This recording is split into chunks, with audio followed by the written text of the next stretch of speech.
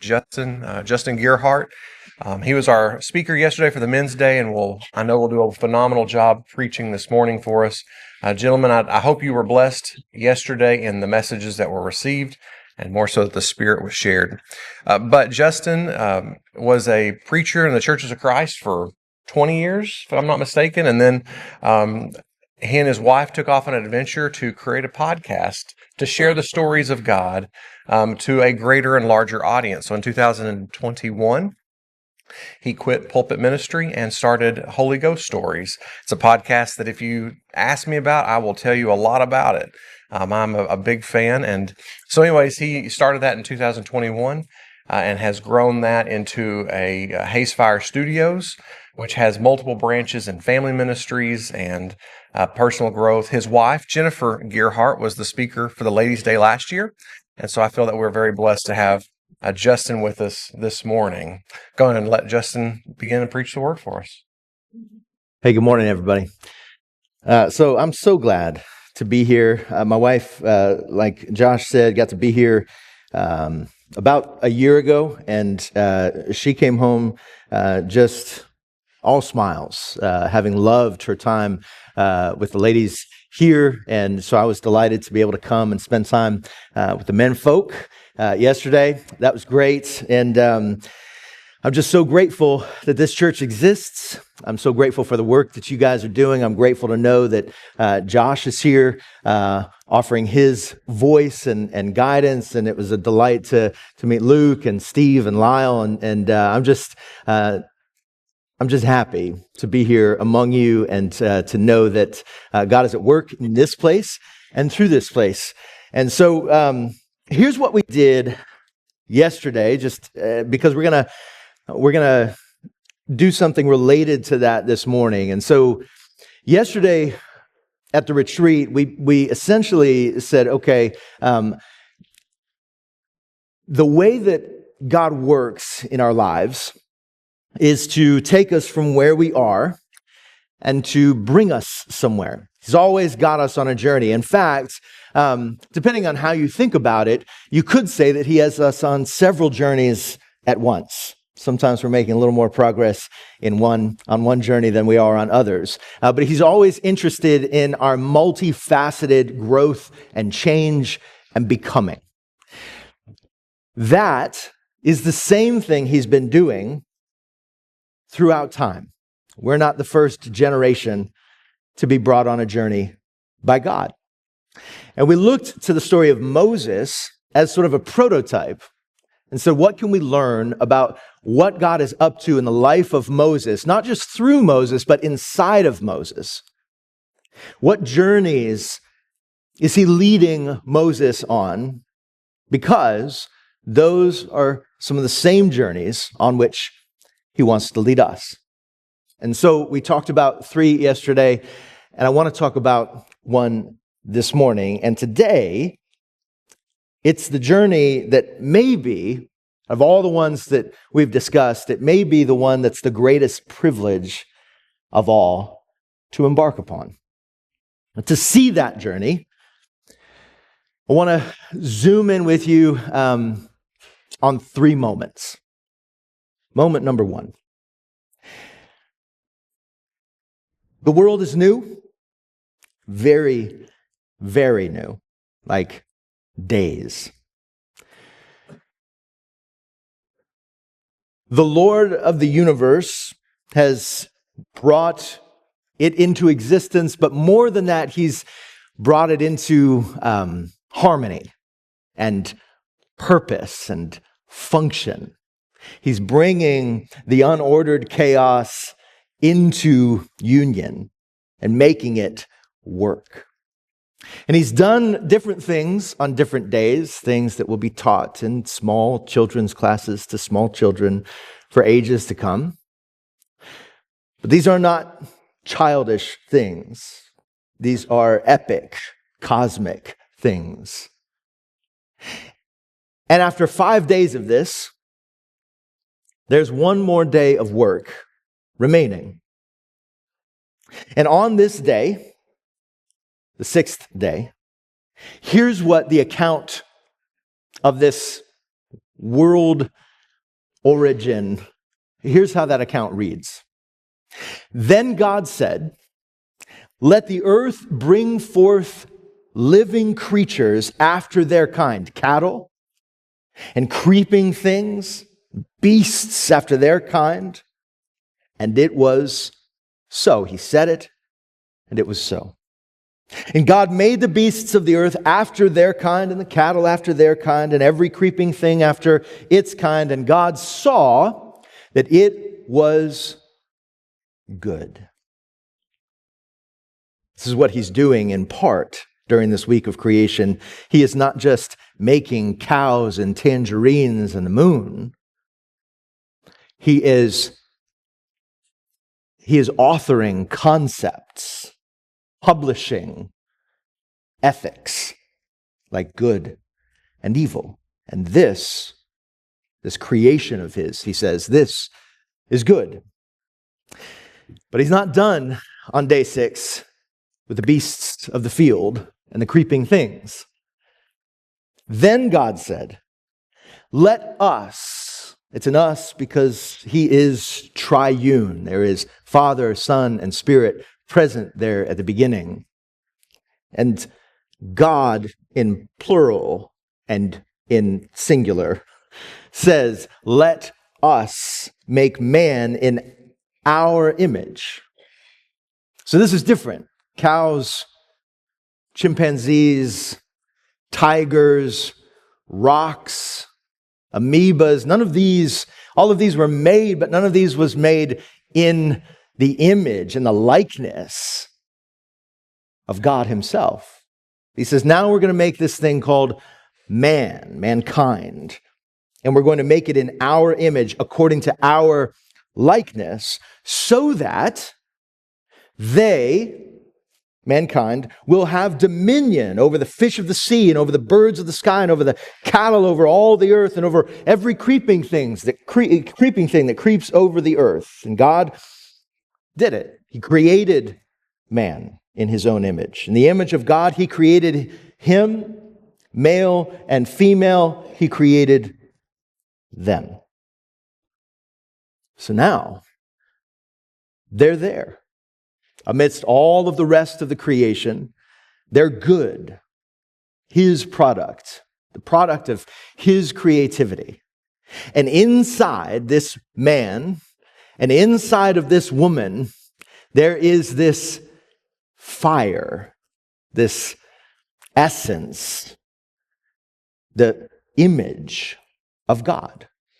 They are likenesses. They are, in some ways, representations of him. They're more like him than anything else in all of creation.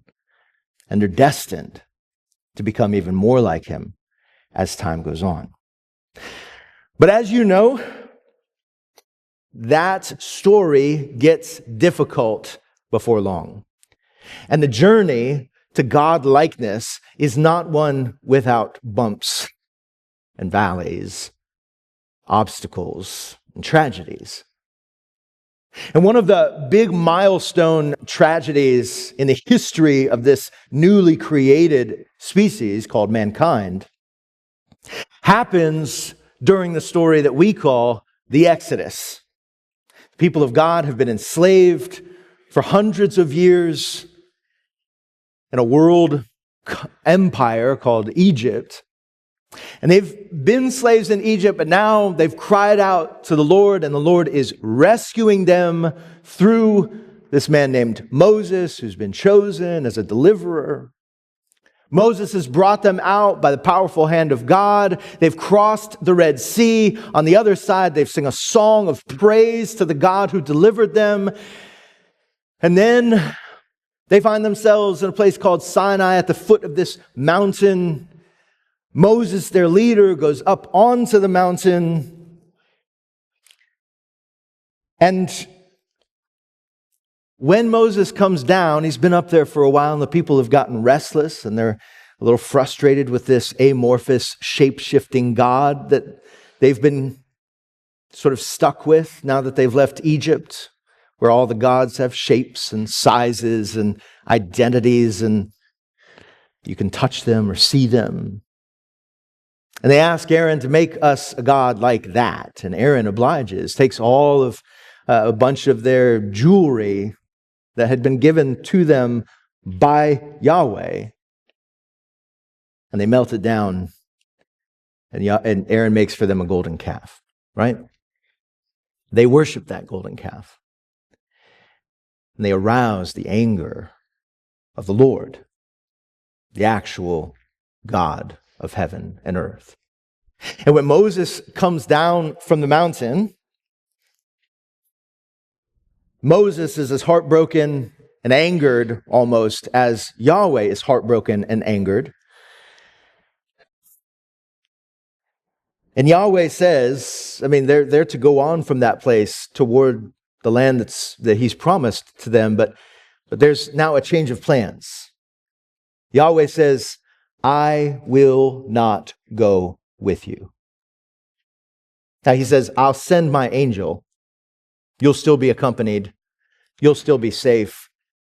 But to be honest, he says, if I go with you personally, as was my original intent, you will now not be safe because you are a stiff-necked and disobedient people, and I may strike you down.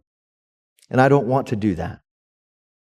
It's like when your child has made you very, very angry, and you need to take a minute, and you say, go to your room, and they say, I don't want to go to my room, and you say, no, you do right now. It will be better for you there, apart from me, for a moment. And so, Yahweh makes this declaration, I will not go with you.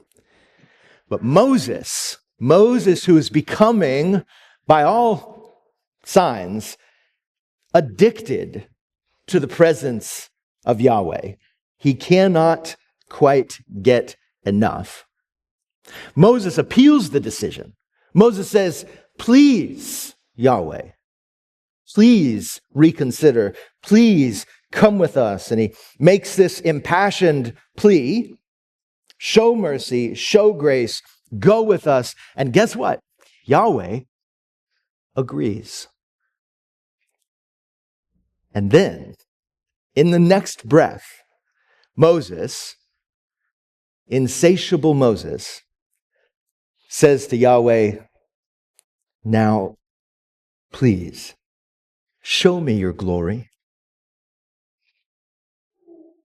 He cannot get enough. Here's what Exodus 34 says Yahweh's answer is. Yahweh said to Moses, chisel out 2 stone tablets like the first ones. The last ones he broke in anger after he came down and saw the golden calf situation. He says, and I will write on them the words that were on the first tablets, which you broke. Remember that? Be ready in the morning and then come up on Mount Sinai. This is Yahweh talking to Moses. He says, be ready in the morning, come up on the mountain, present yourself to me there on top of the mountain. This is a 7,000-foot climb. It's no small endeavor. But he says, no one is to come with you or to be seen anywhere on the mountain. Not even the flocks and herds may graze in front of the mountain. This because he wanted to keep the people, even the animals, safe from the power of his presence. But Moses, he would welcome. Moses had drawn close and become safe somehow. So Moses chiseled out 2 stone tablets like the first ones, went up Mount Sinai early in the morning as Yahweh had commanded him, and he carried the 2 stone tablets in his hands. Then Yahweh came down in the cloud.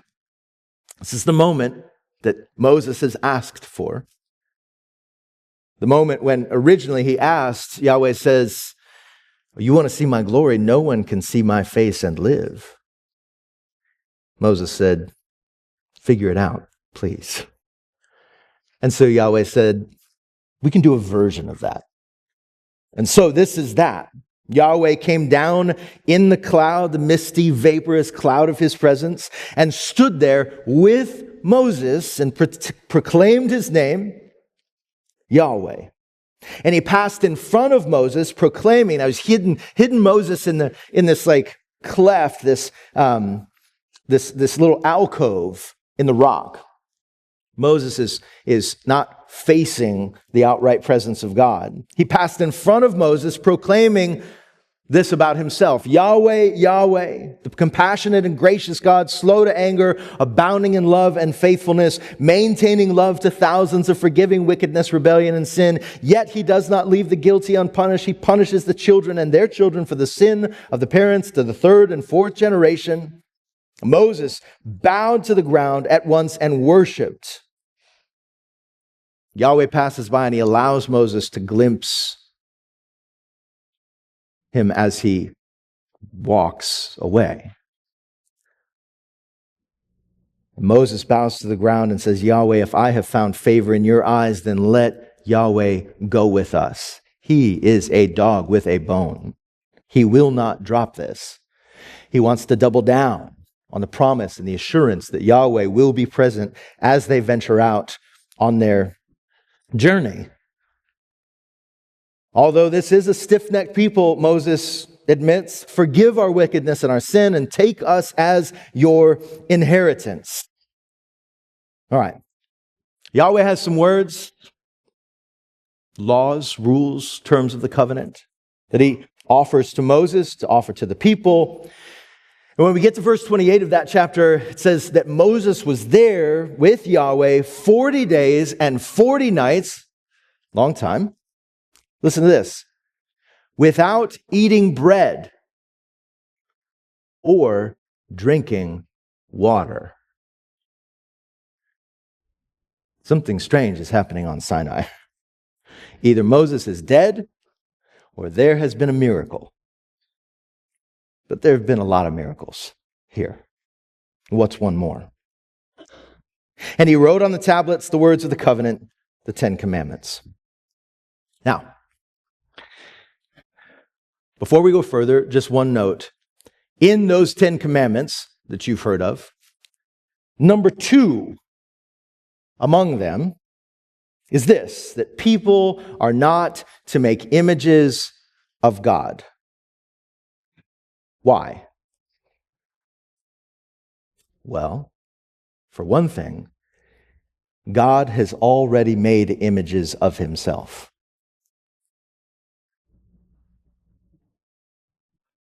When Moses came down from Mount Sinai with the 2 tablets, he was not aware, this is great, he was not aware that his face was radiant, like a torch, like a flashlight, like a lantern. His face was radiant because he had spoken with Yahweh. I used to have these things in my room, these little stars that were like adhesive, and you could stick them on the ceiling. When I was growing up, I had these. You turn on the light, then you turn it off, and the stars glow in the dark. And guess what? They would eventually fade, but you could charge them up again by turning on the light, and as much time as they spent in the light, they would then glow in the dark. This is Moses' situation. His face is actually glowing when he comes down because he had spent time with Yahweh. And when Aaron and all the Israelites, he doesn't know it, when Aaron and all the Israelites saw Moses, his face was radiant, and they were afraid to come near him. Understandable. It's a strange sight. No one is like, oh yeah, we're in the Bible. This happens. No one's thinking that. No one knows they're in the Bible. So they say, with their actions, sort of moving away from him, they're afraid to come near him, but Moses called to them. So Aaron and all the leaders of the community came back to him, and he spoke to them. And afterward, all the Israelites came near him, everybody now, and he gave them all the commands that Yahweh had given him on Mount Sinai. And the whole time they're squinting at his face because his face is shining like the sun. And when Moses had finished speaking to them, ostensibly at the request of the people, he put a veil over his face because it was too much for them. They said, please mitigate this unearthly presence of the Lord. And so he put a veil over his face, and he removed the veil, or whenever he entered Yahweh's presence to speak with him, the tent of meeting, for instance, he removed the veil, spoke with Yahweh until he came out. When he came out, told the Israelites what had been commanded. Then they saw that his face was radiant again. Then Moses would put the veil back over his face until he went in to speak with Yahweh. So, you want to hear what God says? You have to deal with Moses' face. It's radiant because he's been with the Lord. But you want to have dinner with Moses, he'll put a veil on and it won't be as uncomfortable. But when he goes back into the tent of meeting, speaks with Yahweh, he unveils his face and the glow-in-the-dark star is charged again. Okay. Last moment. And that moment, by the way, is in some ways this moment. Paul the Apostle is writing to a group of Christians, not unlike this group of Christians. They live somewhere else, some other time. But it's essentially a group of Christians just like us. And Paul is speaking to them, and he references this story that we were just in, the story about Moses and the mountain and the shining. He says in 2 Corinthians 3, he says, God has made us, this is Paul and his partners, competent as ministers of a new covenant, not of the letter, but of the Spirit, because the letter kills, the Spirit gives life. Now, if the ministry that brought death, he's talking about the old law, which was engraved in letters in stone, came with glory, so that the Israelites couldn't look steadily at the face of Moses because of its glory, transitory though it was. If not, he's saying if that law that was not as good as this law, if that covenant which wasn't as beautiful and perfect and complete and final as this covenant, if that covenant written in stone, if that brought glory to the face of someone like Moses, what about this covenant? He says, will not the ministry of the Spirit be even more glorious? If the ministry that brought condemnation was glorious, how much more glorious is the ministry that brings righteousness? For what was glorious has no glory now in comparison to the surpassing glory. And if what was transitory came with glory, how much greater is the glory of that which lasts? He's saying that was glorious. Moses' face was radiant. And yet, you, me, us, we who commune with Yahweh in the midst of a new, better covenant, how much more glorious might our faces become? He finishes and says, therefore, since we have such a hope, we are very bold, and we all, who with unveiled faces contemplate the Lord's glory, are being transformed into his image with ever increasing glory, which comes from the Lord, who is the Spirit. Here's the point. We bear the image of God as human beings. It's our destiny. We were created as image bearers. The law said, you must not make any image of me. And what the law didn't say, but was there between the lines, was, I have already made images of myself. And do you know where they are? Here. This is the Okolona Church of Christ. You are the only authorized images of God in the world. You and all the rest of us all over the rest of the world who bear his image, who shine like Moses because we've been in his presence. We carry the Spirit of God inside of us from baptism, right? The gift of the Holy Spirit. And then as we walk with us, he's not even done at that point, because as we walk with God, we are then transformed into his image, according to Paul in 2 Corinthians, into ever-increasing glory. What does it look like for us to shine with that glory? I haven't seen someone's face shining yet. I'm not ruling it out. But I've seen the glory shining, the glory that comes from being with Yahweh, the glory that comes from bearing his image. Here's what it looks like when I've seen it. It looks like love. Sometimes it looks like joy. Several times I've seen it, it's looked like peace. It's looked like patience, kindness, goodness, faithfulness, gentleness, self-control. Does that list sound familiar? These are the fruit of the Spirit.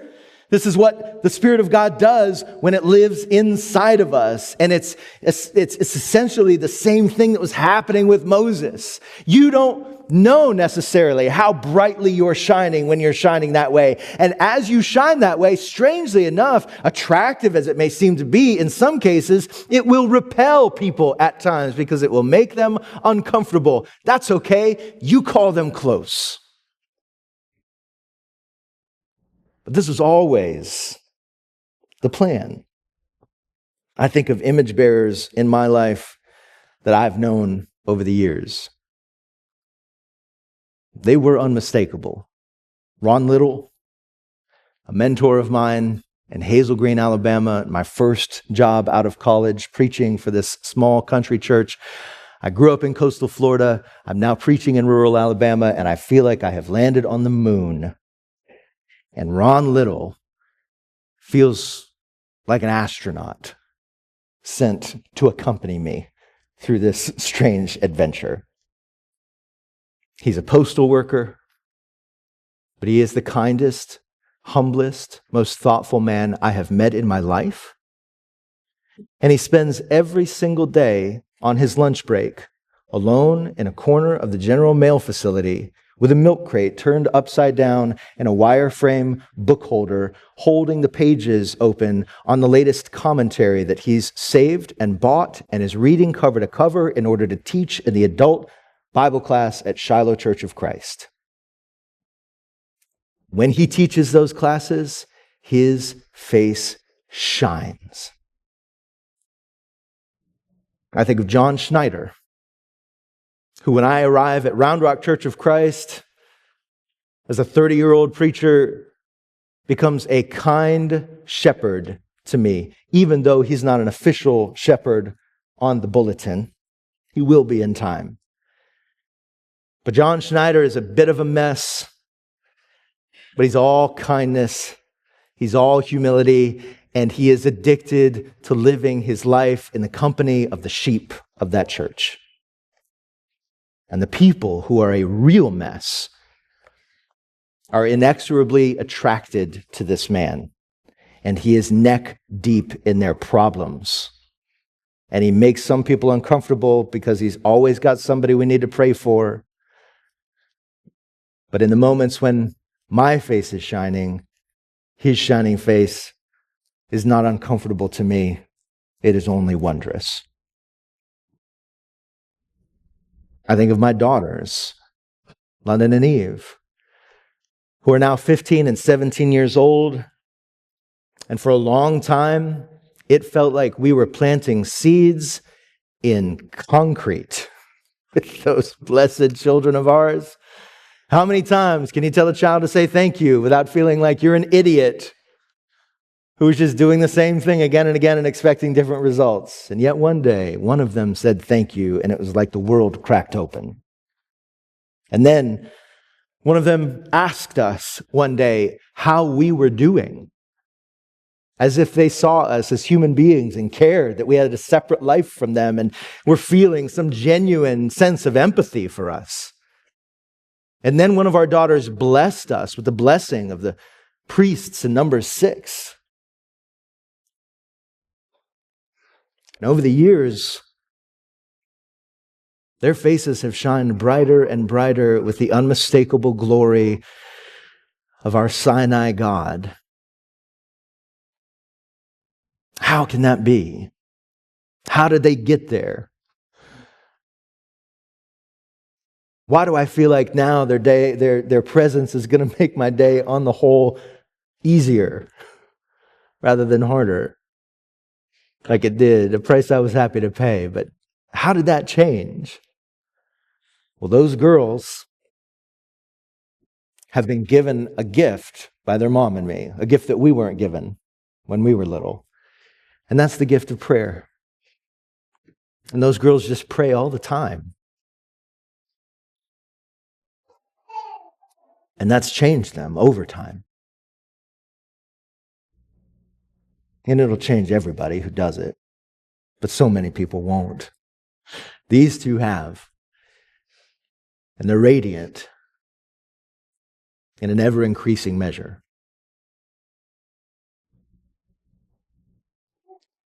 That's all it takes. Tents of meeting, Sinai summits, time with Him, faces made radiant, bearing of a divine image. That is the way. And that is the invitation. Thank you.